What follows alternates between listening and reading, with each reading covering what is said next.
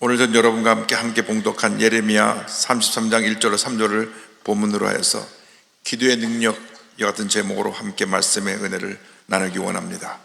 제목을 한번 크게 따라 주시기 바랍니다. 기도의 능력. 기도의 능력. 기도는 하나님께 나아가는 축복의 통로입니다.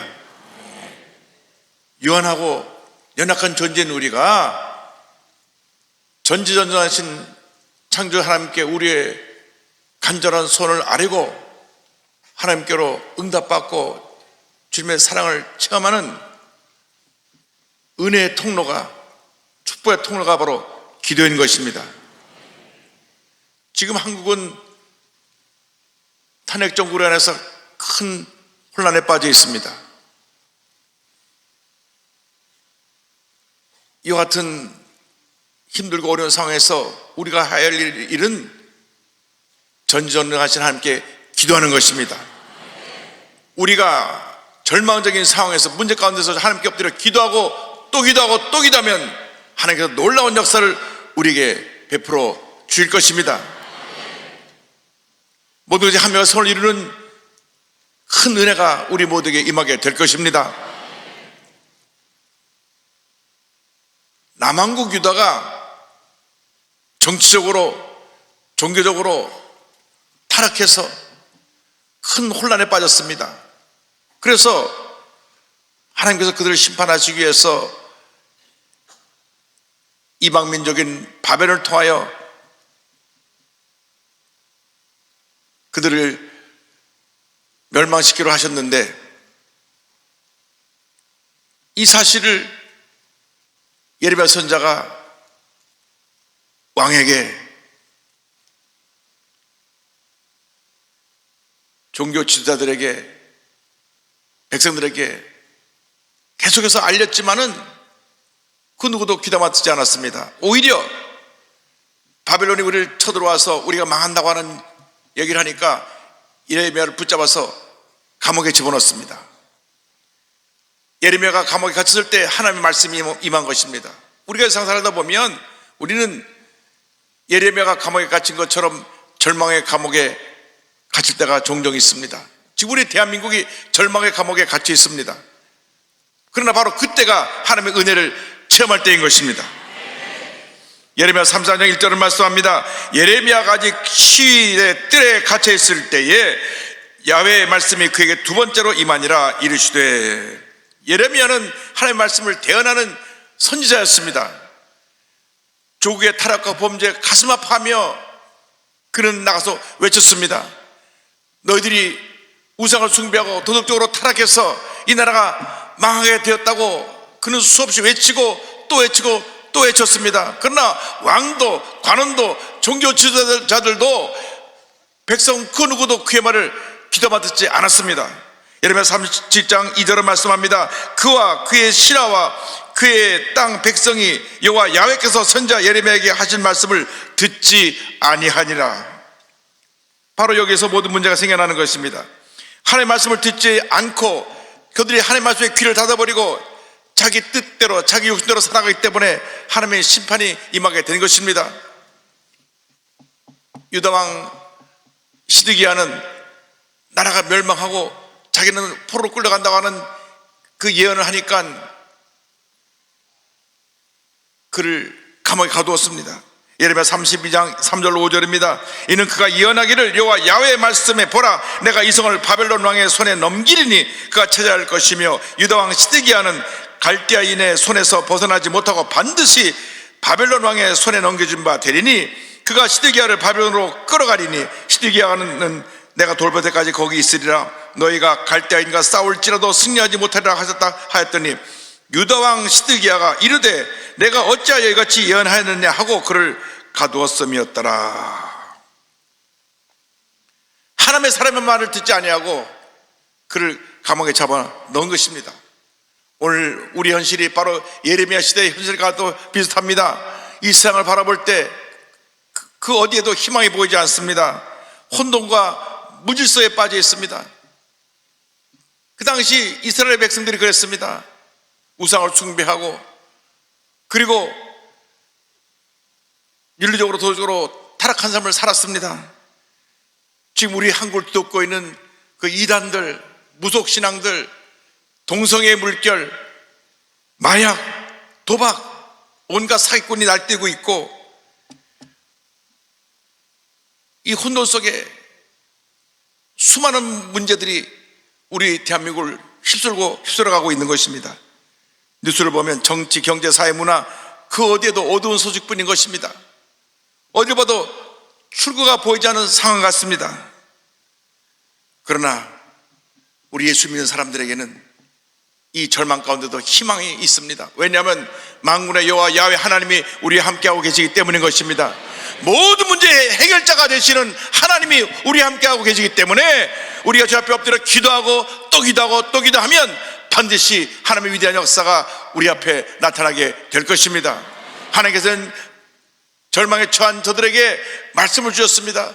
우리가 이렇게 힘들고 어려운 때 세상의 얘기에 귀를 기울이지 말고, 부정적인 이야기에 귀를 기울이지 말고, 그냥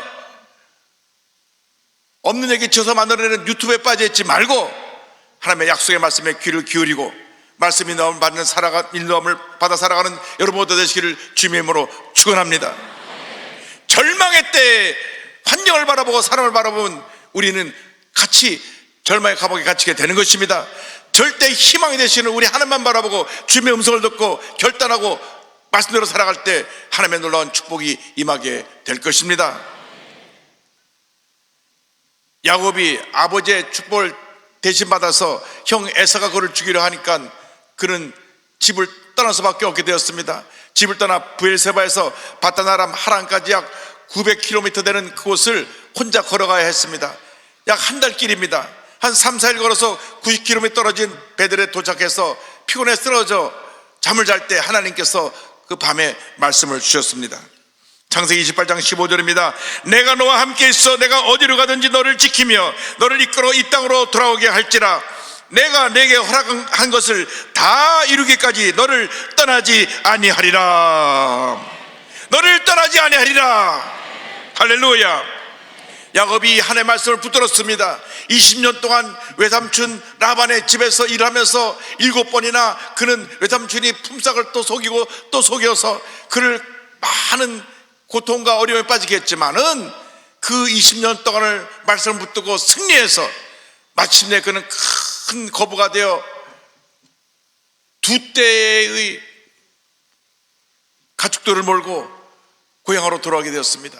그가 20년 동안 그런 고난 속에서도 큰 축복을 받고 승리할 수 있게 된 것은 하나님의 약속의 말씀을 붙들었기 때문에 그렇습니다. 여러분 일생을 살아가면서 변하는 사람들의 말에 귀를 기울이지 말고 변치 아니하는 하나님의 말씀을 붙잡고 말씀 인도함을 따라 살아가는 여러분 모두 되기를 주님의 이름으로 축원합니다. 시편 119편 105절은 말씀합니다. 주의 말씀은 내 발의 등이요 내 길의 빛이니이다. 이상 모든 것은 변하지만은 하나님의 말씀은 절대로 변하지 않습니다. 말씀을 붙잡고 믿음으로 전진해 나갈 때 놀라운 은혜와 축복이 우리에게 임하게 되는 것입니다.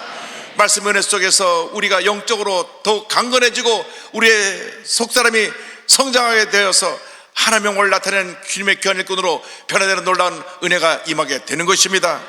여러분 주님 안에서 날마다 말씀을 잡고 영적으로 성장하여 영적인 거인으로 귀하게 위대하게 쓰임받는 모두가 되시기를 주님의 이름으로 축원합니다. 우리가 말씀을 붙잡고 나갈 때 하나님께서 우리 위해서 일하시는 것입니다. 예레미야 33장 2절은 말씀합니다. 이를 행하시는 여호와 야훼, 그것을 만들며 성취하시는 야훼, 그의 이름을 야훼라 하는 이가 이와 같이 이르시도다. 하나님께서 자신의 이름 여호와 야훼를 3번이나 강조해서 말씀하시면서 예레미야에게 약속의 말씀을 주셨습니다. 우리가 일생 살아가는 동안에 예레미야 같이 하나님께 받은 말씀을 붙잡고 믿음으로 전진해 나가는 우리 모두가 되어야 합니다. 우리가 말씀을 붙잡고 나갈 때 하나님께서 우리를 대신하여 일을 하시는 것입니다. 하나님께서 온 세상 우주 만물을 지으시고 다스리고 계십니다. 알파 오메가 되시고 시작과 끝이 되시는 것입니다. 삶이 너무나 절망적이고 힘들고 한치 앞도 내다보지 못하는 그러한 어둠에 처해 있을 때 그때도 하나님은 우리를 지켜보고 계시고 우리의 삶을 인도하고 계신 것입니다. 지금 영세 소상인들이 너무나 힘들다고 말합니다. 하루하루 살아가는 것이 지옥과 같다고 말합니다. 그러나 우리가 이 현실은 절망적이고 지옥 같은 삶이지만 주님을 바라볼 때 희망이 있습니다. 하나님의 은혜가 있습니다. 축복이 있습니다. 기적이 있습니다. 잠깐만 참고 견디고 나면 밤이 깊은 밤이 지나고 난 다음 희망의 새벽이 밝아오게 될 것입니다. 이 절망의 밤에 하나님께서 일하고 계신 것입니다. 우리가 구원받은 것이 전적으로 하나님의 은혜로 된 것입니다. 내가 잘나서 구원받은 사람 한 사람도 없습니다. 하나님 일방적으로 죄인인 우리를 택하셔서 구원해 주신 것입니다. 모든 것이 하나님의 은혜로 된 것입니다. 그러므로 이렇게 힘들고 어려울 때 우리는 주님의 은혜 가운데 거해야 되는 것입니다.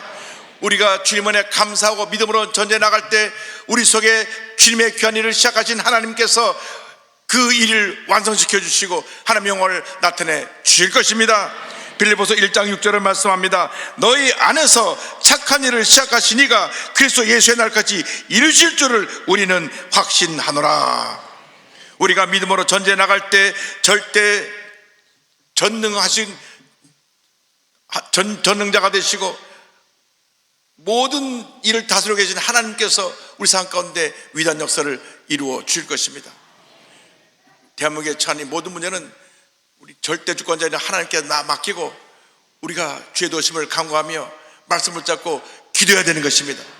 말씀을 잡고 간절히 기도할 때 기적이 일어나는 것입니다. 하나님의 은혜 축복이 임하게 되는 것입니다.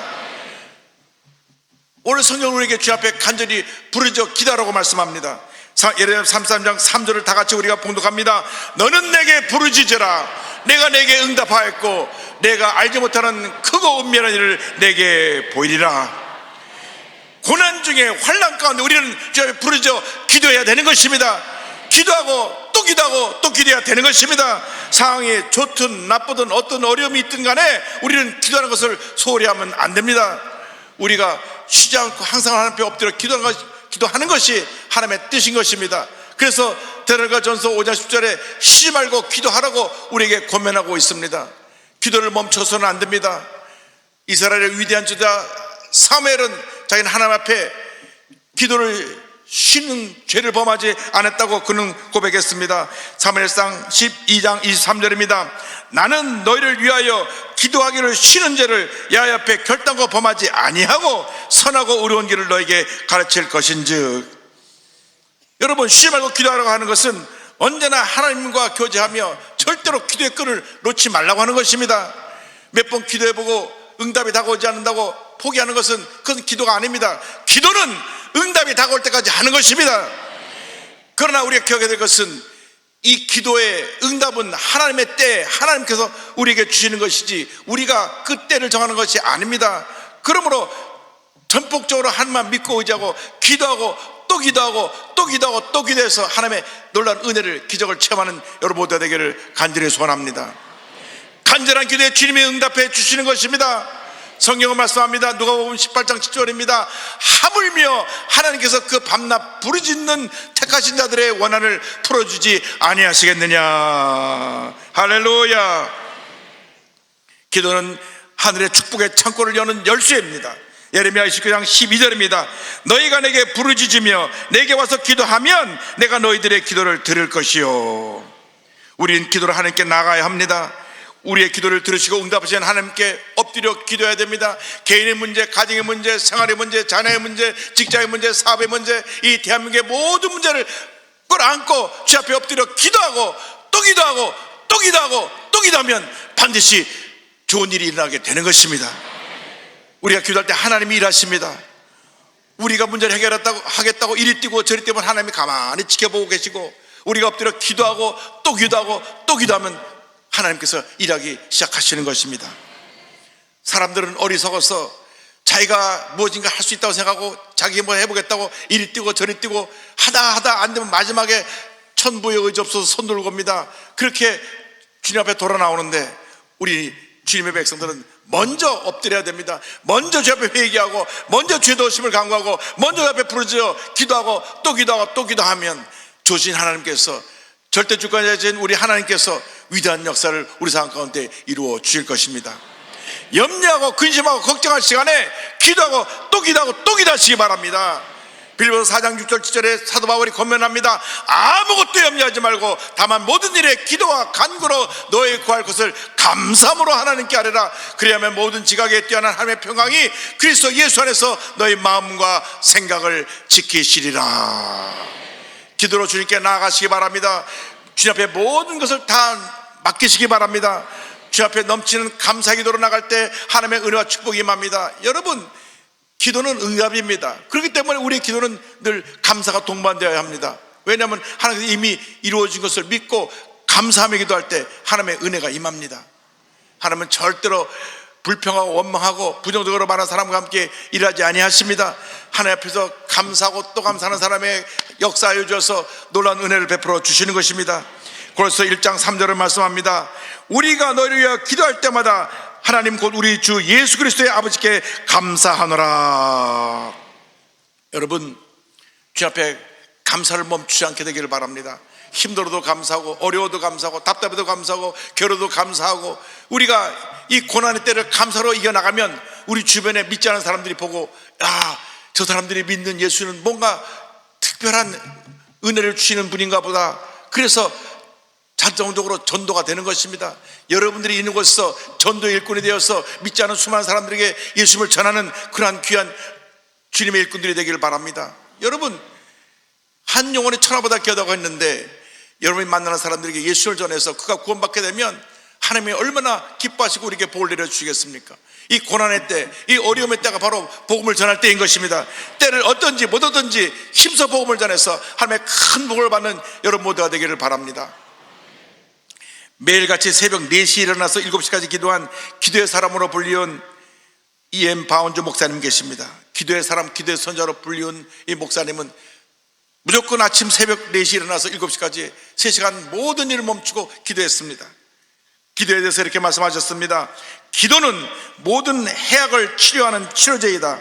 순전한 기도는 모든 악한 것을 교정하며 모든 질병을 치유하며 아무리 비참하고 처참하고 두렵고 절망적인 상황이라도 능히 완화시킨다. 하나님께는 어려운 것이 없다. 하나님께서 말씀하셨다. 내 이름으로 일컫는 내 백성이 그들의 악한 길에서 떠나 스스로 낮추고 기도하여 내 얼굴을 찾으면 내가 하늘에서 듣고 그들의 죄를 사하고 그들의 땅을 고칠지라. 할렐루야.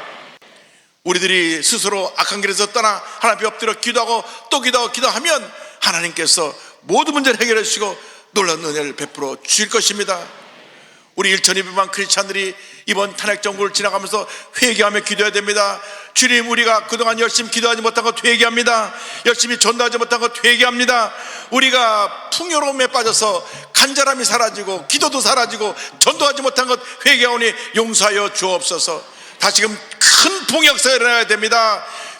우리 대한민국의 영적 부흥이 바로 이 탄핵 정국의 시대에 우리에게 일어나야 되는 것입니다. 그것만이 대한민국이 살고 대한민국의 미래가 견고히 서는 길인 것입니다. 여러분 모두가 전도의 일꾼으로 변화되시기 바랍니다. 믿지 않는 사람에게 예수님을 증거하시고 엎드려 기도하시고 말씀 붙잡고 나가면 반드시 여러분에게 좋은 일이 일어나게 될 것입니다. 여러분들 중에서 좀 나이 드신 분은 다 기억하시겠는데 신현균 목사님 정말 부흥회 할 때 얼마나 사람들 웃겨가시면서 말씀을 전하시는지 1시간 2시간 설교를 들어도 한 20-30분 들은 것처럼 그 말씀을 전하시는데 온갖 소리를 다 목소리로 내시는데 기차 소리, 자동차 소리, 기관총 소리 다 내시면서 하시는데 이 목사님은 1960년대부터 90년대까지 40년간 약 5,300여 차례 국내 집회를 인도하셨고 또 200여 차례 해외 집회를 인도하신 한국 부흥사계의 대부이시며 우리 주영기 목사님과 가장 가까운 절친이셨습니다.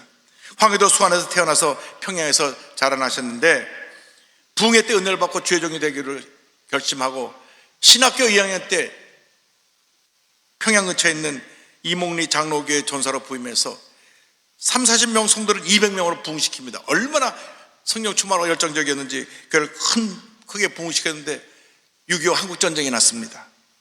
공산당이 내려와서 교회를 폐쇄하고 목사들을 검거하고 이 젊은 신현균 전사는 붙잡혀서 인민군으로 끌려갈 위기의 상황에 처했습니다. 그래서 산에 숨어 있었는데 중공군이 개입해서 다시 북쪽에서 밀고 내려오니까 성도 다 같이 우리 남쪽으로 우리 피난 갑시다. 127명을 데리고 그리고 월남하기로 했습니다. 저들이 모든 것을 다 내려놓고 집을 떠나야 되니까 염려하고 있을 때 이렇게 말씀하셨습니다. 우리는 지금 신앙을 지키기 위해 남쪽으로 떠나는 것입니다. 하나님께서는 애굽을 떠난 이스라엘 백성에게 만나를 내려주셨고 구름기둥과 불기둥으로 보호해 주셨습니다. 우리도 마찬가지입니다. 하나님께서 우리의 걸음걸음을 인도해 주시며 지켜줄 것입니다. 그러니 아무런 걱정도 마시고 힘차게 걸어 나갑시다. 그래서 한시가 급하기 때문에 전성도를 데리고 출발했는데 하루 늦게 떠난 부모님과 동생들은 그 대열에 합류하지 못해서 인민군에 가로막혀서 올라가지 못하고 본인과 성도들만 올라갈 수 있게 됐는데 임진강 건너편 고랑포까지 도착을 했습니다. 고랑포에 도착을 했는데 이 임진강을 어떻게 건너야 될지 살짝 사로만 얼어있고 배도 없는 상태입니다. 뒤에는 인민군이 쫓아오고 있고 아픈 사람 살짝 얼어있는 강물에 발만 딛으면 그냥 깨져서 빠질 수밖에 없는데 우리가 이거 어떻게 하면 좋겠냐고 웅성웅성하고 있는 성도들에게 이렇게 말했습니다. 여러분, 우리가 지금 의지하고 믿을 분은 오직 하나님 한 분뿐입니다. 하나님께서 길을 열어주시면 우리는 사는 것이고 그렇지 못하면 우리는 여기서 죽을 수밖에 없습니다. 여러분, 성경에서 모세가 홍해를 가른 사건을 잘 아실 것입니다. 우리 오늘 밤 하나님께 기도해서 이 임진강이 꽁꽁 얼어붙도록 함께 기도하십시다. 그래서 전 교인이 임진강 앞에서 손을 내밀어서 주여 이 밤에 임진강이 얼게 하여 주옵소서 철야기 들어드렸는데 정말 그날 밤에 기적이 일어났습니다. 다음 새벽 동이 트는데 그날 밤에 영하 20도로 내려가서 임진강이 꽁꽁 얼었습니다. 할렐루야. 모두가 환호성을 지르며 임진강을 건너 무사히 남한에 도착을 하게 되었습니다. 목사님은 기도의 중요성에서 강조했습니다. 어려운 일 당할 때 낙심하지 맙시다. 자포자기하거나 하나님을 원망하는 못난 행동을 하지 맙시다. 하나님 앞에 매달려 기도함으로 승리합시다. 언제나 햇볕만 쨍쨍 내리쬐기만 기대하시겠습니까? 진실한 성도라면 고난 중에도 하나님께 부르짖어 기도함으로 위로와 축복을 받게 될 것입니다. 할렐루야. 지금이 기도할 때입니다. 여러분, 근심할 시간에, 걱정할 시간에 부르짖어 기도하고 또 기도하고 또 기도하고 또 기도해서 한 번도 빠짐 없이 하나님의 위대한 기적을 체험하는 여러분 모두가 되시기를 주님의 이름으로 축원합니다. 축원합니다. 축원합니다.